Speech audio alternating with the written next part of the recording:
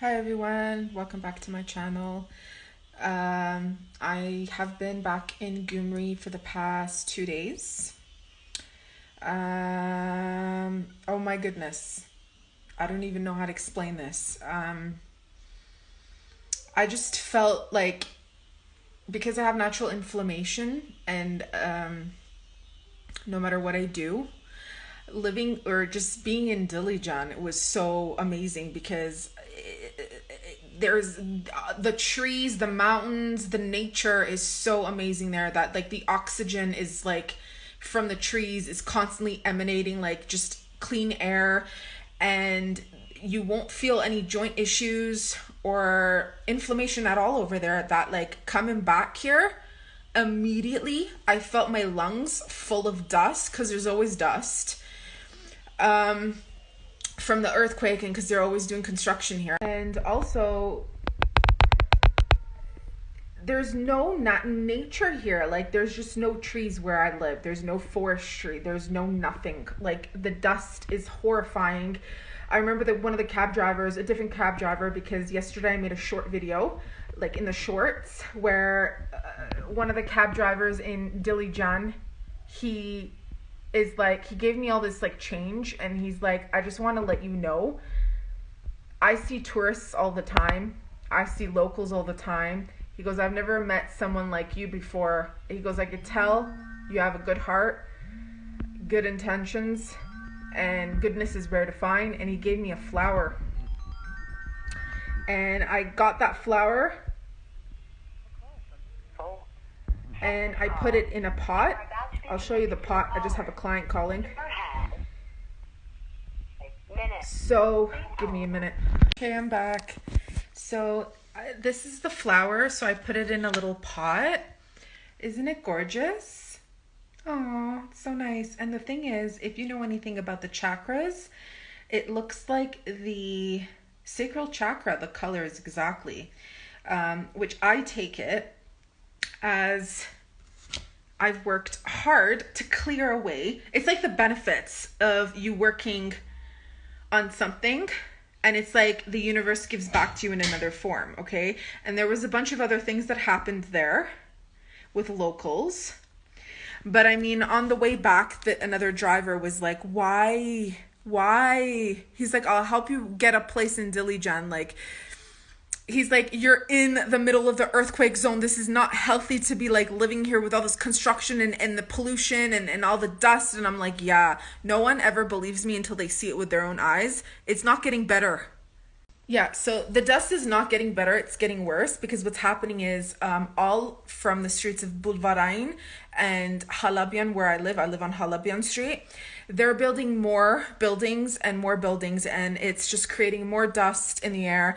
And Mush doesn't have forestry, doesn't have trees, doesn't have any nature. So it's hurting my bones. Like the second I came back to Gyumri, even the Shirak region before we hit Gyumri, the pollution, my bones were started to act up, and my teeth, like before even nighttime, I couldn't even finish work. Like I came back, I'm working. I couldn't even take all the calls because my body's going in and out of these frequencies from restored healing to like destruction, because this is a destruction zone.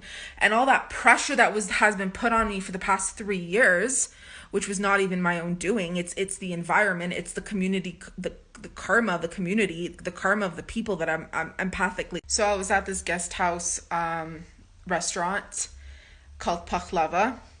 Oh my God, it just totally reminded me of Main Street in Markham, where I was like growing up almost. Not growing up, but like we used to go there. And one of the waiters, he was like heavily tattooed like me, and I was there for a few hours because the Wi-Fi where I was staying wasn't working properly, and I had to do like a group video call with the people that I'm going to Jordan with, and I couldn't even continue that. So he was bringing me wine and coffee, and he goes to me, is there something that I can help you with? And I'm like, yeah, you're helping me, like everything's fine. He's like, no, that's not what I mean. And I'm like, he's like, when I look at your face and when I look into your eyes, I can tell that you have a lot of burdens and you've experienced a lot of trauma. You don't have to tell me anything. I can feel it. I could see it. He's like, if you need anything, please tell me, let me know. I would love to give you khururt. And Armenian khururt is like advice or words of wisdom. And I said, no, I'm fine, thank you. That's all I need, for someone to actually say that to me, because it's no one ever wants to center anything about me. They notice, they don't care. And I'm like, you telling me that is all I need. And I was feeling a lot, you know what I mean? I was feeling a lot of release from my family. My sister is trying to add me on social media with her little ass account when she clearly knows I told her I never want to speak to her ever again. Just the way she's treated me throughout my life. The way she was screaming at me the last time I talked to her again. I blocked her. Just not even sending me a message. She just feels entitled to she thinks shit's gonna just play out when I haven't talked to her. Anyways, going back to the guy. And then on my birthday, my mom sends me an email writing in Armenian, no matter how much you talk behind my back, she says, I still love you and I'll still pray for you. For someone who's not talking to you, to throw that shit at her again, this is exactly what people with narcissistic personality disorder do. That's how they talk. My entire family, from cousins, and it doesn't matter from cousins from Toronto, doesn't matter from cousins in California, doesn't matter from cousins in France, they're all the same, which is they believe every time you express yourself or how you feel, you're lying. Or if anything has happened to you, you're lying. And that's because they are that way. They lie. I mean, I remember Natalie, and then I didn't respond to my mother, and I have no intentions to, because I'm not flying with that. Everything always has to be about them, and it's always manipulation, and I don't want that. And the only time my family ever responds to me, they never give a flying fuck when I'm actually going through trauma or pain and suffering. They find it funny, all of them. They don't care. But it's when I speak up and when something good is about to happen to me. Like, they know now I'm going to Jordan because they're watching me on YouTube. They know, like, you know, I'm traveling in Armenia and like doing things with, again, that's the only reason why. That's it. No, it's not because they actually care about me. So, and it's not registering in their head that when I say it's over, it means it's fucking over. And if you cannot work to admit your faults and to make and alter your life so that it's better, I want nothing to do with you, because you're in denial. You are in denial, and I do not want to be a part of people who are in denial. Anyhow. So going back to the waiter at Pakhlava, he's just like, you're being lurch about everything. And I'm like, I just looked at him like this, like as if he knows me or he knows something, you know? And I'm like, just being here is already very healing for me, you know. I don't feel the need to talk about it, but I said, I'm very grateful and thankful that you would offer. And he goes, anything you need, let me know. Like, I would love to just help you out. And I'm like, I'm good. And then there was the other female waitress, and she was young and so beautiful and smiling at me in a ways like they knew me, as if they could just look at my soul and they know things about me, you know. And I'm like, the people there, it's off to a new fresh start. And I'm just really deeply like considering selling my apartment. Now there's 2-3 people that are like, don't do it, or just, you know, go and rent it out in Dilijan, keep your apartment, don't sell it yet. And then some other people are like, just sell it and then go, you know, just like, you know, no debt goes ever wasted, in a sense of no debt ever goes unpaid.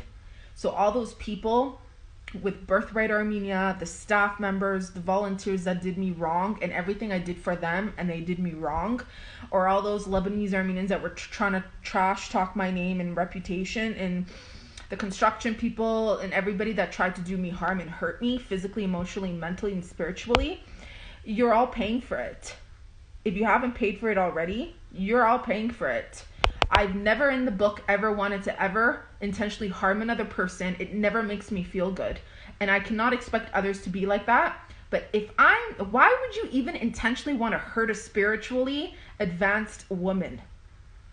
The amount of energetic debt you would have to pay off to clear that is unfathomable. And it doesn't matter who you are, man. When I'm helping you advance, So yeah, I've worked intensively, the past 5 years that I've been living in Gumri, haven't lived anywhere else, to make this place a city again, wholesome again. And everything I did for other people, they took it. And I'm glad, because you know what? But be appreciative, don't talk shit, and don't intentionally hurt. So, I don't have kids. I have this apartment. That's it. But my work is now remote. It has been remote. So I don't actually need to physically be here. So I don't know if I'll come back or if I'm going to permanently move there. But you have to understand something. It's time for me to be selfish now. If it wasn't for me doing all that psychological stuff and cultural things back from all those years that I was doing it here, all these people wouldn't be investing here. All these new apartments and buildings and houses wouldn't be coming here, and new businesses. There's tons coming. And maybe I've fulfilled my calling. It's just that, I know I've always said I'm going to be in Gumi for the rest of my life and die here and whatever. But realistically, I've never felt depression in my life the way I felt depression living here. In the sum of these 2 years, 3 years. 2. So because my vibration and everything has been forced destruction on me. So it's time for me to be selfish and to live for myself, body, mind, and soul. And I know if I live in Dilijan, whatever would be released through nature, living near nature. Why would I keep this apartment for 10 years and not live in it, for example, or come and go? I don't know. I can't give the answer yet, and I don't want to talk too big that I'm going to say, yeah, I'm selling it now that I'm out of Gumri this year or next year permanently, never coming back. I don't want to say that. But my heart and body and mind and soul right now is calling me to Dilijan, and I think I'm going to go for a month in August.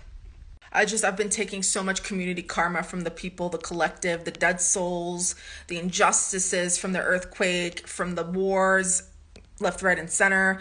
All these people trying to put me in a box of being a whore when I'm not. Just horrifying things. And there's no way to heal here because there's no nature. Other than Reiki on myself and spending thousands of dollars by getting, Reiki and therapy from others too, even though I'm a psychologist, which I do. When living in Dilijan, I wouldn't have to spend all that money on healing because the healing is right there. It's nice to get a tune-up by professionals, even though I do it on myself. It's still nice to get support from others, which I encourage even for people that live in, you don't want to feel alone because your tribe makes you, your environment makes you. So it's off to new beginnings for me, and I'm going to move to Dilijan for a bit. So I'm going to Jordan on the 20th. So it's about 2-3 days from now. I'm going to Jordan for 11 days. So I'm going to sleep on the Dead Sea, man. Just sit there and lay there and just the salt absorb everything. And we'll see how I feel when I get back. And if I'm traumatized and trying to readjust, I'm putting this apartment for sale June, July. If not, I'll wait it out because I'm going to stay in Dilijan for the entire month of August. And then I'll put the apartment out for sale in September, or I'll contemplate and be no, I'll keep the apartment and I'll live in Dilijan, 3 months a year, 6 months a year, the entire year, and still keep the apartment, or I'm selling it. We'll see. But I think me being in Jordan is going to help clarify a lot of not knowing, the unknown. And then I'll work. It's unbelievable because when all that stuff was happening to me, when I was attacked by the Yazeri guy and that Israeli guy back in 2014, I told my cousins about it. I told my cousin, and she was crying. And I told her what my mom's boyfriend did to me, and she was crying. And what does she choose to do for years later? Instead of calling me or wanting to come see me, she goes to my sister's place, sits next to him, my mom's boyfriend or friend, and kisses him on the cheek. Tell me about fucking betrayal or not. And then she comes and messages me or emails me when I told her I'm leaving Canada in the next several years to go to Armenia permanently and I'm never coming back. And she's sending me emails, where are you? I've been coming to your sister's house. Why aren't you ever there? What's with the games? This coming from a person whose mother blamed me at 3 years old as to why she divorced her husband. Blamed a 3 years old. And she makes posts on social media And then she makes posts on social media for the past how many years of her life that her mother is the strongest person she's ever known. Yet, she blames a 3-year-old for the reason as her divorce with her father or her husband. Anyhow, the thing is, if someone ever tells you you're making something up, or I didn't believe you, or I thought you were making it up, which all my cousins and family members have said about me, first of all, and second of all, you have a mental problem. Not because I'm trying to hurt your feelings, because it's very factual and valid. The fact that you cannot look at someone else when they're traumatized and they're going through something and you think they're making it up, what the fuck raised you? And you should be looking at that within yourself. What the fuck raised me that I'm looking at life this way, that when someone speaks their truths and is telling me something, I don't believe them. Says enough about that person, doesn't it? So I cannot change the past, but I want to alter my future and be happy and joyous, and that's all I want. And I don't want all these people who have put me down and never been there for me to ever be around me ever again. Never again. No more of those people who just take and try to make me feel like shit. Never again. So on to new beginnings, and I need to move forward and, humble out this aggressiveness that I've taken on, through living here and leaving Canada forcefully and feeling as if I didn't have, a choice, because everything was so rushed that when I came here, it hit me to the point where in 2021, it hit me to the point where I couldn't deny it anymore. And I'm like, speaking out, and I just can't keep it to myself anymore. And I don't need to, because it's not healthy. So we're going to move forward and